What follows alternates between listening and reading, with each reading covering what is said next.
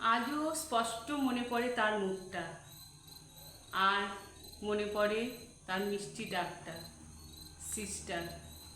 সেদিন একটু জোরেই হাঁটছিলাম আমি, এক রোগীকে ইঞ্জেকশন দিতে হবে তখনই।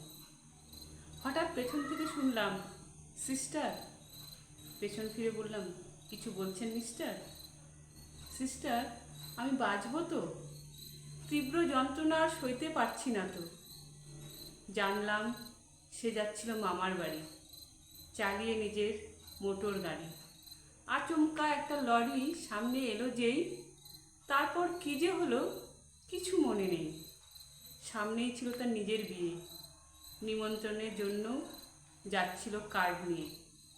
বিভৎসতার মুখ, অসংখ্য সেলাই পড়েছে, রক্তের মলিন দাগ তখনও চোখে মুখে। কি বলি তাকে, পাচ্ছিলাম না ভাষা। ভগবানের কৃপাই একমাত্র ভরসা। মনে মনে জোর হাতে করলাম প্রার্থনা, বাঁচিয়ে দাও ভগবান, নিও না প্রাণটা।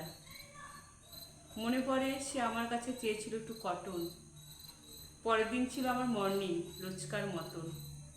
আমি সেন্সাস খাতা দেখছিলাম, লাল কালিতে লেখা ডেথ শব্দটি দেখতে পেলাম। ছুটে গেলাম বেডটার কাছে, সাদা কাপড়ে ঢাকা নিথর দেহটা পড়ে আছে।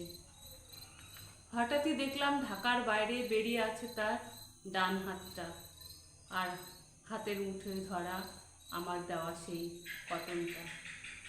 ভীষণ একটা কষ্টে দু চোখ ভরে গেল জলে। তাড়াতাড়ি মুছেছিলাম চোখ, পিছে কেউ দেখে ফেলে। কবিতা মিষ্টি ডাক, কলমে আমি রঞ্জু সরকার। নমস্কার।